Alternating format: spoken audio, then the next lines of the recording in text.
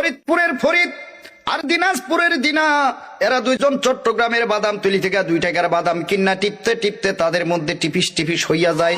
এই দুইজন সিলেটের বিয়ানীবাজার গিয়া চিন্তা করে দুইজনের বিয়া করবে। এই বিয়া উপলক্ষে মৌলভীবাজারের মৌলভী, মুন্সিগঞ্জের মুন্সি আর মহিলাদের পক্ষ থেকে নোয়াখালীর বেগমগঞ্জের বেগম সাহেবারে দাওয়াত করছে।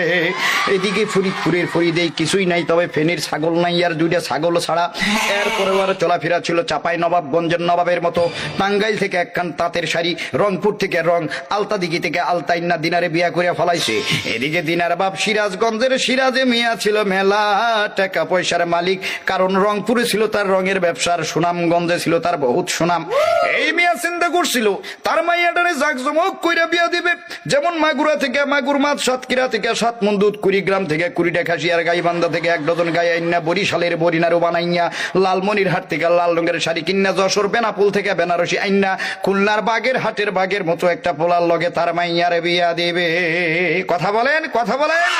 কিন্তু এই ফরিদ চুয়াডাঙ্গার চুয়া চুয়া কথা কইয়া পটুয়াখালীর ভাষায় পটাইয়া পটাইয়া দিনারে বিয়া কইরা ফলাইছে। মনের দুঃখে সিরাজ মিয়া রওনা দিছে অজানা উদ্দেশ্যে। পাবনায় গিয়া পড়ছে ভাব নাই, নোয়াখালী আইসা চিন্তা করে খালি খালি কাইন্দা লাভ নাই, যাই ভোলাই গিয়া মনের দুঃখটা ভোলা যায় কিনা।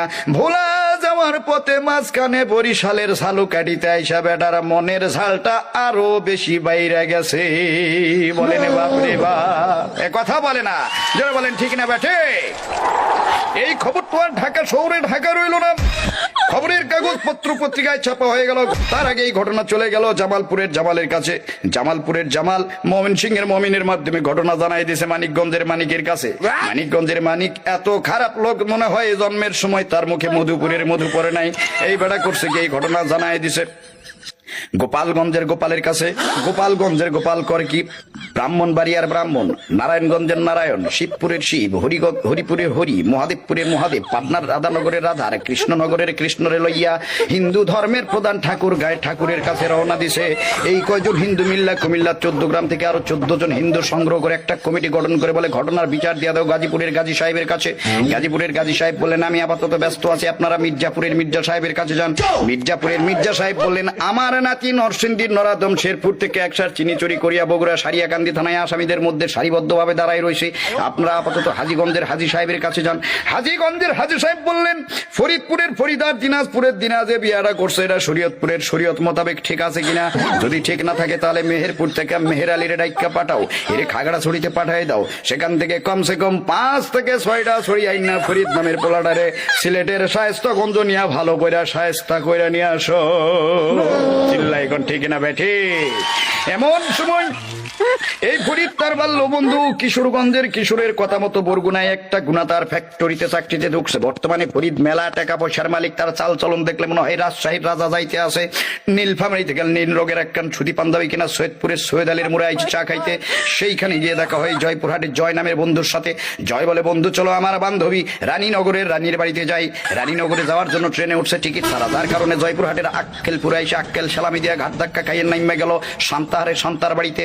শান্তা বলে দৌড় মারো নওগাঁর নেয়ামতপুর থেকে কিছু আল্লাহর নেয়ামত দেখে আসো। নেয়ামতপুরের দরবেশ বাবা বললেন এই মুহূর্তে দৌড় দাও জয়পুরহাটের কালাই থানা থেকে কমসে কম 5 থেকে 6 কেজি কালাই কিনা খেতলাল থানার লাল খেত পাড়ি দিয়ে দাও, ফকির মিসকিনদের মাঝে বিতরণ করে দাও। আর এই কালাই কেনার জন্য দরকার হইল একখান ধামা, আর এই ধামা কেনার জন্য ফরিদ আসে আমার নওগাঁ ধামইর হাটে। জিজ্ঞেস করলাম দোস্ত কি খবর। এবার ফরিদ উত্তর দেয় ওরে চিন্তা কিসের মিয়া, বিয়া শাদী সবই হয় খোদার হাতে দিয়া। আর এই ঘটনা শুনলাম আমি তানবীর সরকার পাবনার ঈশ্বর দিদিয়া। জোরে কোন মারহাবা, আরো জোরে বলেন মারহাবা। কথা বলেন ঠিক না বেঠি।